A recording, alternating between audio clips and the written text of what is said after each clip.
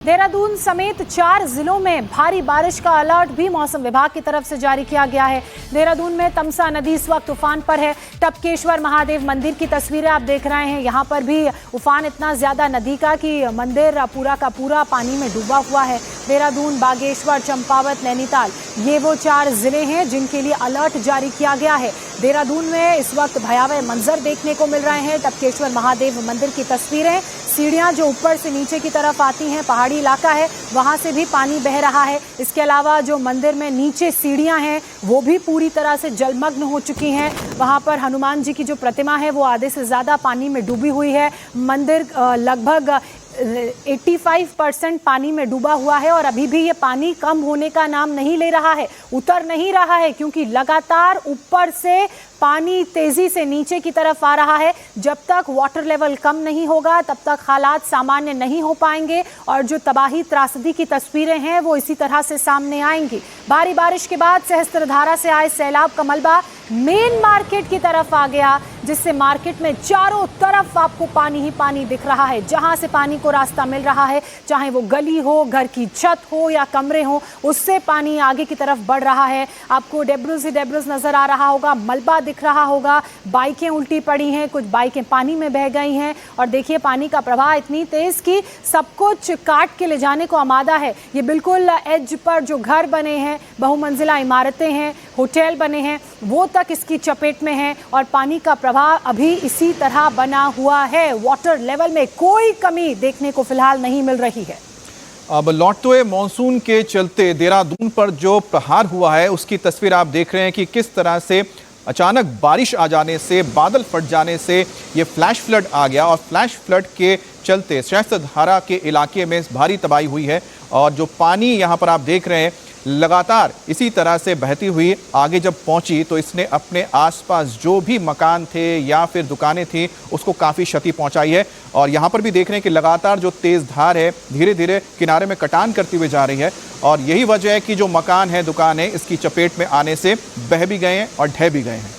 हिमांशु लगातार हमारे साथ बने हुए हैं। हिमांशु, जिस जगह आप मौजूद हैं वो बाजार का इलाका है, वहाँ किस तरह का मंजर है, किस तरह के हालात हैं, क्या रेस्क्यू शुरू हो चुका है सहस्त्रधारा में?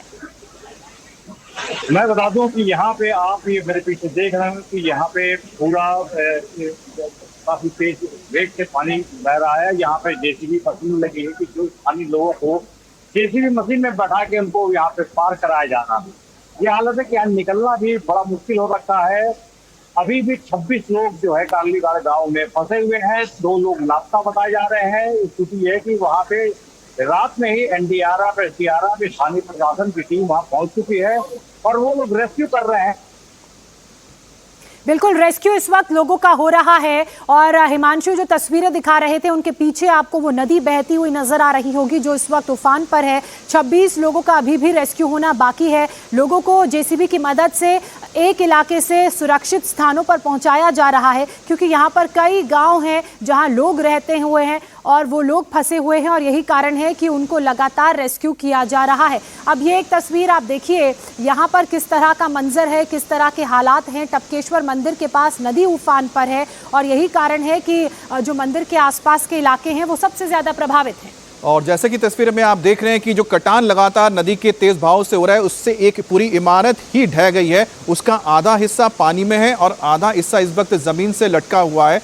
और समझिए कि अगर लगातार इसी तरह से तेज़ धार बहती रही तो बाकी जो आसपास के और भी दुकानें या फिर यहाँ पर होटल होंगे या मकान होंगे वो भी नदी के बहाव में कट जाएंगे, कटान की वजह से ढह भी जाएंगे। तो ये बहुत ही इस वक्त खतरनाक स्थिति बनी हुई है देहरादून में, क्योंकि जो बादल फटा है और जिस वक्त बादल फटा है उसको अगर वक्त को देखा जाए तो लगभग 6-7 घंटे हो चुके हैं। तो 6-7 घंटे में भी अगर इतना पानी है इस वक्त इस नदी में तो आप समझिए कि कितना पानी ऊपर बरसा होगा या अभी भी बरस रहा है, जिसके वजह से वाटर लेवल और उसके तेज बहाव में कोई भी कमी नहीं आई है। और अभी भी आप देखिए किनारे पर किस तरह से कटान करते हुए ये नदी बह रही है और इसने कितने बड़े हिस्से को यहाँ पर नुकसान पहुंचाया है। इसी बीच एक बड़ी खबर आ रही है देहरादून से। बादल फटने से कालीघाट में सबसे ज्यादा इस वक्त तबाही मची है। देहरादून का ये कालीघाट इलाका जहां पर 26 लोग अभी भी फंसे हुए हैं। बादल फटने के कारण जो मंजर देखने को मिला, जो तबाही यहां पर मची, उसके कारण लोग इस वक्त यहां पर फंसे हुए हैं और प्राथमिकता के तौर पर लगातार इन लोगों को यहां से निकालने की कोशिशें तेज हैं। देहरादून का कालीघाट इलाका जहां पर सबसे ज्यादा इस तबाही का, इस त्रासदी का असर देखने को मिला, बादल फटने की वजह से 26 लोग बताया जा रहा है यहां पर फंसे हुए हैं और उन्हें निकालने के लिए तुरंत तत्परता से, तेजी से काम हो रहा है। हालांकि अगर हम सहस्त्रधारा इलाके की बात करें तो वहां से लोगों का रेस्क्यू शुरू हो चुका है और जो ऊपर के गांव हैं, क्योंकि सड़क कनेक्टिविटी इस वक्त प्रभावित है, इस फ्लैश फ्लड की वजह से कई सड़कें प्रभावित हैं, लैंडस्लाइड हुई है, तो टीमों को पहुंचने में थोड़ी मशक्कत जरूर हो रही है, लेकिन पैदल रास्ते से, जैसा कि हमने उत्तरकाशी में भी देखा था, ट्रैक करके टीमें पहुंच रही होंगी और लोगों को बचाने का काम तब संभव हो पाएगा जब टीमें वहां पर पहुंच पाएंगी। मुख्यमंत्री पुष्कर सिंह धामी भी लगातार ग्राउंड से हर एक हालात, हर एक सिचुएशन, हर एक तस्वीर पर नजर बनाए हुए हैं। उनकी तरफ से भी चीजों को मॉनिटर किया जा रहा है। यहां पर देखिए नदी किस कदर उफान पे है, वो आप इन तस्वीरों को देखकर अंदाजा लगा सकते हैं। पानी का लेवल इतना बढ़ चुका है कि पुल के समानांतर ये पानी बह रहा है। कई ऐसे इलाके भी हैं देहरादून में जो इस वक्त प्रभावित हैं, पुल टूट गए हैं, बह गए हैं। हिमांशु लगातार हमारे साथ बने हुए हैं। हिमांशु, देखिए मुख्यमंत्री भी खुद ग्राउंड जीरो पर मौजूद हैं, हर एक हालात को खुद वो देख रहे हैं और वहीं से रेस्क्यू की टीमों को अपडेट दे रहे हैं। आप जहां पर मौजूद हैं वहां के ऊपरी इलाकों की बात की जाए तो क्या वहां तक सहायता पहुंच पाई है? और आपके इलाके की भी तस्वीरें दिखाइए, संभव हो तो उन तस्वीरों को विस्तार से दिखाइए।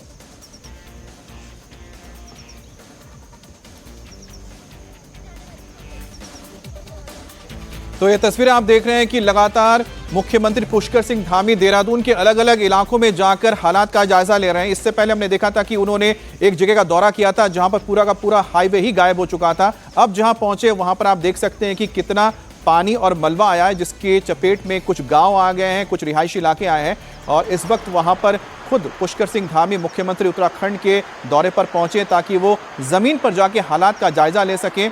और लगातार वो केंद्र सरकार के संपर्क में है। प्रधानमंत्री मोदी ने पुष्कर सिंह धामी से बात की है, गृह मंत्री ने भी बात की है पुष्कर सिंह धामी से और उनसे जानकारी ली है। तो लगातार वो हालात पर नजर बनाए भी हुए हैं और लगातार केंद्र सरकार को जानकारी दे रहे हैं। और यहाँ पर आप देखिए कि शायद कुछ लोग जो फंसे हुए हैं अब धीरे धीरे वापस लौट रहे होंगे, क्योंकि पानी का लेवल अगर कम हुआ होगा, एसडीआरएफ या एनडीआरएफ की टीम अगर पहुंची होगी तो उसके बाद की तस्वीर। और देखिए किस कदर यहां पर करीब 4 से 5 फीट तक का जो मलबा है वो भरा है और इसकी चपेट में आने से ये पूरा इलाका इस वक्त मलबे में दब गया है। दूसरी तस्वीर और ज्यादा भयानक है।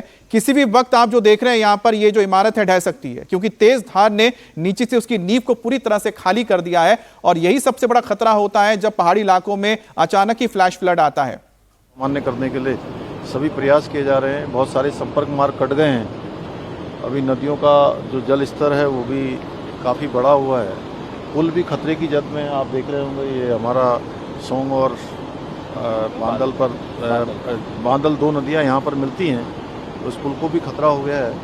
इसका जल स्तर कम होगा। हम लोग सभी विभाग हमारे युद्ध स्तर पर काम कर रहे हैं, सभी कोऑर्डिनेशन कर रहे हैं। आज आदरणीय प्रधानमंत्री जी ने भी प्रातःकाल सारी जानकारी ली है, उन्होंने चिंता व्यक्त करी और हर प्रकार से हमको आश्वासन दिया है। अपने गृह मंत्री जी ने कि हर समय राज्य में जो आपदा आई है, आज देहरादून में जो बड़ी जल भराव और बादल फटने से नुकसान हुआ है, उसके बारे में आकलन किया है। मैं उनका भी धन्यवाद भी करता हूँ। और हमारा प्रयास है कि हम हर प्रकार से जो आपदा पीड़ित हैं, आपदा प्रभावित हैं, उन सभी को हम लोग हर प्रकार से जो है सहायता करके जनजीवन को फिर से पुनः लाने के लिए सभी विभाग हमारे युद्ध स्तर पर काम कर रहे हैं। उत्तराखंड के मुख्यमंत्री पुष्कर सिंह धामी को आपने सुना। उनका कहना है कि देहरादून में जो इलाके प्रभावित हैं उन इलाकों का उन्होंने दौरा किया। इसके अलावा उत्तराखंड में इस वक्त नदियां उफान पर हैं, जो संगम है वो उफान पर है और यही कारण है कि इस तरह के हालात बने हुए हैं। जब तक इन नदियों का वाटर लेवल कम नहीं होगा तब तक राहत बचाव के कार्यों में भी मुश्किल आएगी। हालांकि टीमें इस वक्त राहत बचाव के कार्य में जुटी हुई हैं। ये आप जेसीबी देख रहे हैं किस तरीके से इसकी मदद से भी रेस्क्यू ऑपरेशन को अंजाम दिया जा रहा है। तो मुख्यमंत्री यहां पर आप देख रहे हैं कि जेसीबी के जरिए उनको उस जगह पे ले जाया जा रहा है जहां तक गाड़ियों का पहुंचना बड़ा मुश्किल है। तो आप समझिए कि यहां पर आप देखिए जेसीबी मशीन के अंदर यहां पर मुख्यमंत्री पुष्कर सिंह धामी बैठे हुए हैं, क्योंकि जहां तक वो पहुंच रहे हैं वहां तक जाने के लिए जो सड़क है आप देख रहे हैं कि सड़क वहां पर नहीं है, पूरा मलबा आ चुका है और यही वजह कि गाड़ी छोड़कर उनको वहां तक ले जाया जा रहा है, क्योंकि पैदल जाना भी बड़ा मुश्किल है। लेकिन मुख्यमंत्री लगातार उन हिस्सों तक पहुंच रहे हैं जहां तक कि लोग भी पहुंचने में काफ़ी दिक्कतें आ रही हैं, ताकि जो ग्राउंड सिचुएशन है उसको समझ सके। पिछले लगभग 1-2 महीने से जो हालात यहां पर बने हुए हैं, जब से मानसून ने दस्तक दी है पूरे उत्तराखंड में, पुष्कर सिंह धामी लगातार चीज़ों पर नज़र बनाए हुए हैं। उन्होंने सिचुएशन को संभाला हुआ है, खुद हर चीज़ की मॉनिटरिंग कर रहे हैं, और उसी का आज एक जीता जागता आप एग्जाम्पल यहां पर देख रहे हैं, जहां पर मुख्यमंत्री इस वक्त जेसीबी के जरिए वहां पहुंचे हैं जहां तक पैदल जाना भी मुश्किल हो रहा है।